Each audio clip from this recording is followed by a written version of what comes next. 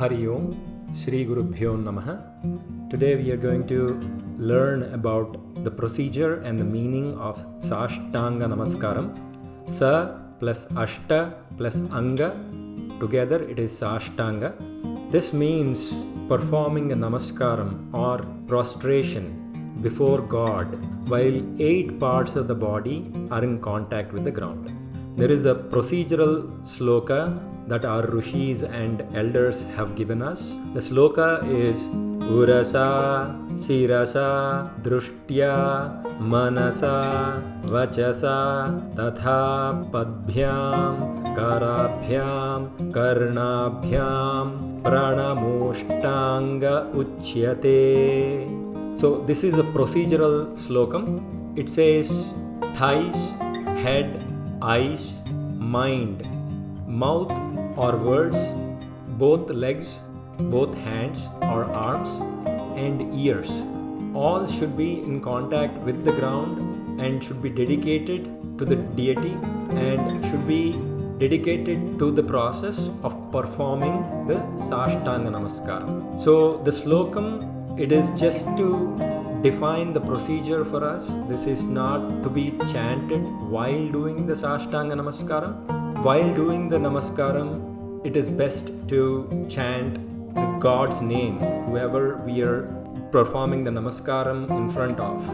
First and foremost, women are not required to do the Sashtanga Namaskaram. So in general, there is a flow of energy in different directions of human body, and the flow is different in male body and the female body. So based on these aspects, our visionary rishis professed or advised that women are not required to do the Sashtanga Namaskara.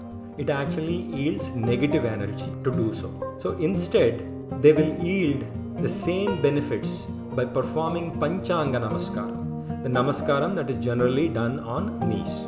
In some homes from childhood, they ask little girls to do a complete Sashtanga Namaskaram. Let's remember that it is not advised and it is not recommended by our elders for women or girls to do that. So it is important that the girls or the small kids, they understand it from the childhood itself and they are used to performing the Panchanga Namaskar instead.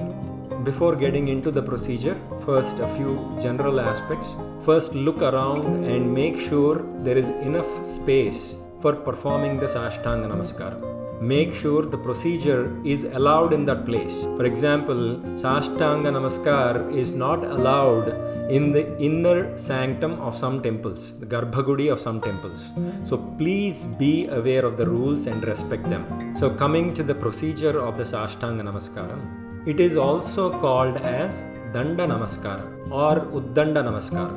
Danda or Uddanda means a stick. So while performing the Namaskaram, the body takes the form of a stick, straight and stiff during this process. Hence the name Danda Namaskaram or Uddanda Namaskaram came along. First, bring your palms together near your chest where the heart is and make a Namaskaram pose. So you're offering your respects to the God from your heart. Keep the fingers together without any gaps. Even the thumb should be close with all the other fingers and all the fingers should be close to each other without any gap. Then lift your hands all the way up above your head so that the shoulders are touching the ears. That pose symbolizes a standing stick.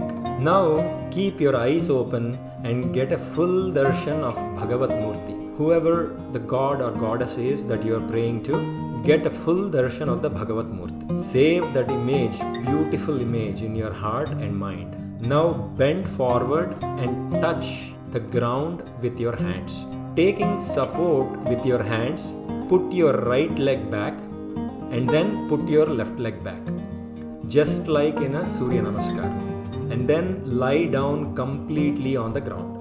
Now bring your hands up above your head so that the shoulders are touching the ears again. Now close your eyes and pray to that image of that Bhagavat Murti that you saved earlier in your mind. You can at this point chant a mantra or a stotram or say a praise to the Bhagavan just like Jai Shri Ram, Har Har Mahadev, Jai Mata Di. Any of those will work depending on who you are praying to.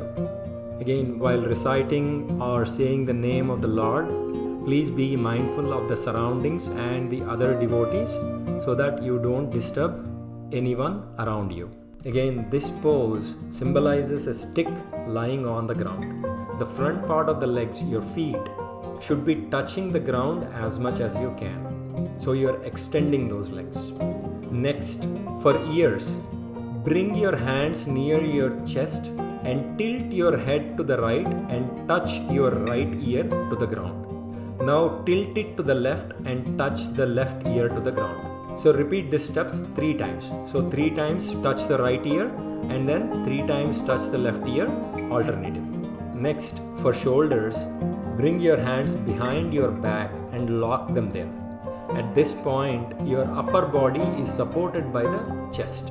Tilt your body to the right and touch the right shoulder to the ground. Now tilt your body to the left and touch the left shoulder to the ground. Repeat the steps for 3 times. Same thing, right shoulder will touch the ground for a total of 3 times and left shoulder will touch the ground for a total of 3 times, alternatively.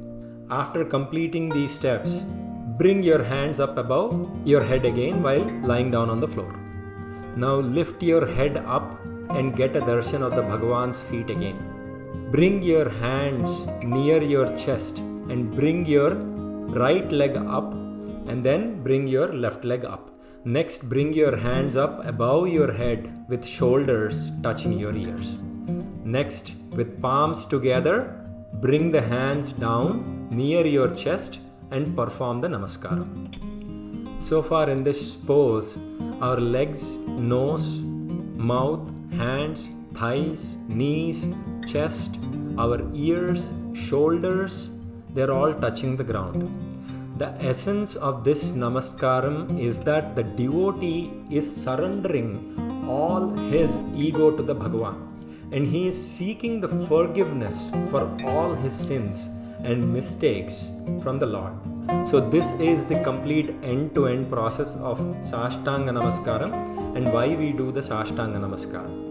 Sarvam Sri Krishnarpanamastu. Shri Gurubhyo Namaha.